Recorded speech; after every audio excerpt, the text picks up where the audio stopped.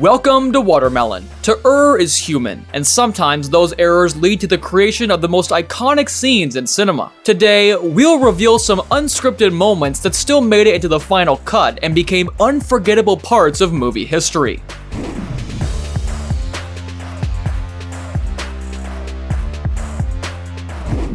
For the filming of The Hateful Eight, Quentin Tarantino rented a rare 1870s Martin guitar from a museum. Daisy plays the original instrument, and 6 replicas were made for the moment where John Root smashes it. Music time's over! Somehow, Kurt Russell mistakenly smashed the real one. I've done 1,000 shows, and I couldn't imagine they would even be using the one guitar that she was going to be taking home. He wants me to smash it, so I smashed the guitar. I can tell when I grab her and sit her down, I can tell she's not happy about this. It's like something's wrong. The reaction of Jennifer Jason Leigh in the movie was genuine. In fact, the Martin Museum believes Tarantino may have orchestrated this incident just to capture this reaction, so they no longer loan guitars to movies. Jake Gyllenhaal was one of the best actors of this generation, but there's one particular scene that impressed Tom Holland the most. I was sitting opposite him, and I was like, how is he doing that? He is so good. He looks so tortured and so unwell. Disappointing part. Good person, Peter. Ironically, he was actually sick that day, and it ended up working to his advantage. I was very nauseous throughout the day, and in the middle of one of the takes, I threw up in the middle of the take, and kept going. 1917 has an epic scene where the main character sprints across a battlefield to deliver a crucial message that could save many lives. During the run, he accidentally bumps into soldiers, but he quickly gets up and keeps going.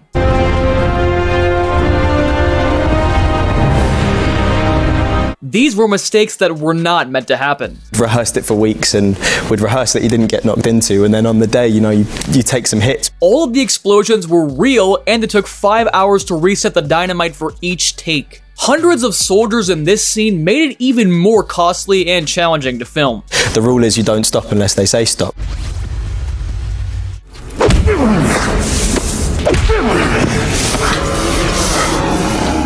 One of Harrison Ford's punches in Blade Runner 2049 actually connected with Ryan Gosling's face. He's using the strength of his forefathers to connect with you.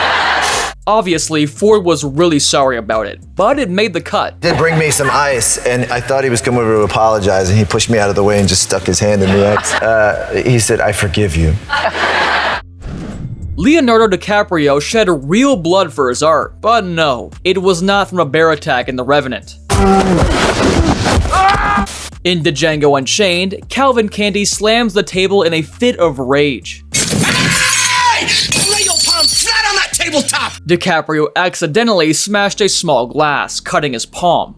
Boom, it happened, and then I opened my hand, and then blood starts pouring everywhere. And I saw Jamie go, yeah, like this, and Quentin like had his hand, and he goes. Despite his hand bleeding, the actor completed his monologue.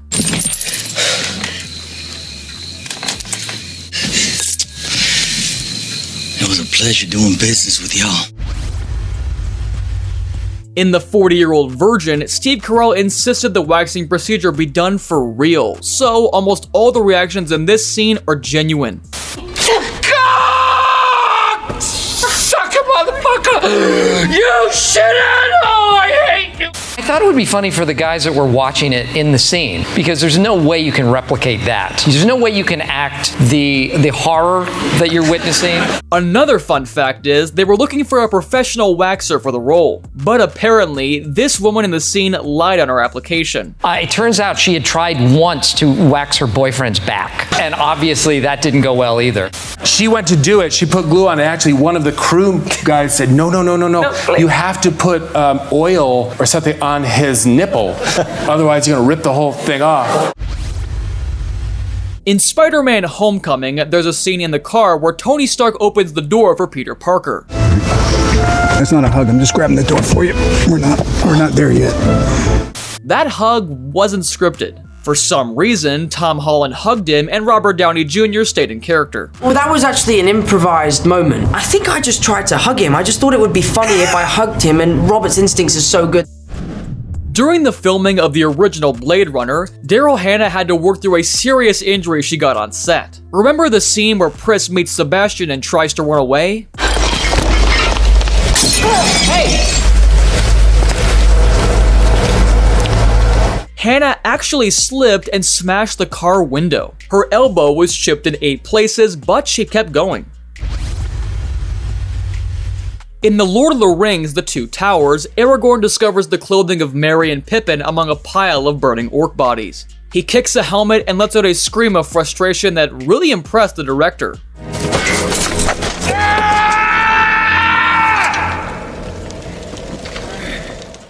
I thought, wow, this is strong. I mean, this is like Aragorn is like just in total grief at what's just happened to Merry and Pippin. This is really cool. It turned out it wasn't just acting. He didn't say anything to us, but we found out that Viggo had actually broken 2 toes. Stayed in the character of Aragorn. He was letting that pain feed and drive his performance.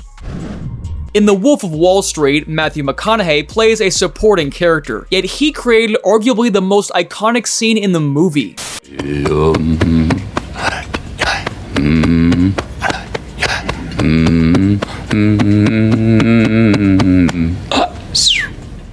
The chest thumping was actually the actor's ritual that wasn't meant to be in the movie. I've been doing it for a while, but it's just something I do to relax myself, get out of my head.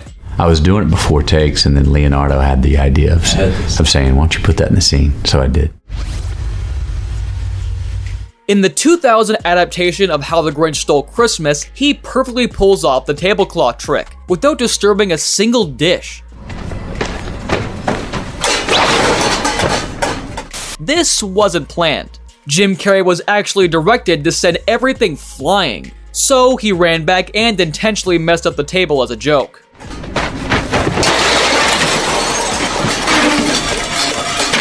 You might think Jim has mastered this trick, but as practice shows, it was a once-in-a-million moment. Go. He didn't do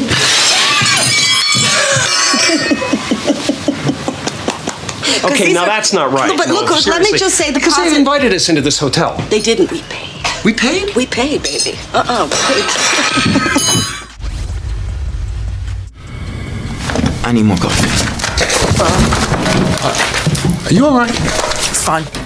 In this scene from The Martian, Donald Glover actually slipped and fell, but he did not break character. And I get up and I just eat it. I slipped so hard. I was like, pow, pow, pow. And everybody's like, and then I just get up and I'm like, I'm fine. And I keep going in the scene. Director Ridley Scott thought such clumsiness suited the character, so he kept the scene in the film. And then after the scene's done, he comes up, he's like, that was great.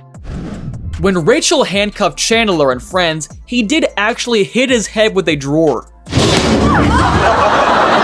Jennifer Aniston covers her mouth because she's trying to hold her laughter. And here, Matthew Perry messed up his line. I don't know, but Donald Trump wants his blue blazer black. But the cast just went with it. Wait, you said black. Why would he want his blue blazer black? You're stupid. In the 8th episode of The Office's 2nd season, Jim pops the fitness orb that Dwight uses as a chair. The idea of the original script was a little different.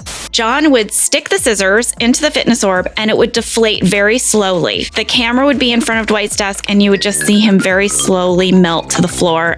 They shot 14 takes and worked as planned every single time except for the last one. On that last take, John hit the seam by accident. You can actually see John Krasinski running off camera to hide his laughter. In the first episode of the 3rd season, Michael kisses Oscar to prove he's not homophobic.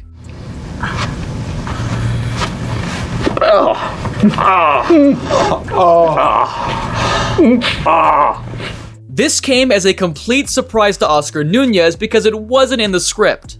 He wasn't supposed to kiss me, but that made the scene. The scene was flat. It wasn't really happening. It was just a regular scene, and Carell made it an office scene by making it inappropriate and totally uncomfortable. And thank you for watching. If you enjoyed this video, be sure to give it a like and subscribe for more content, and see you next time.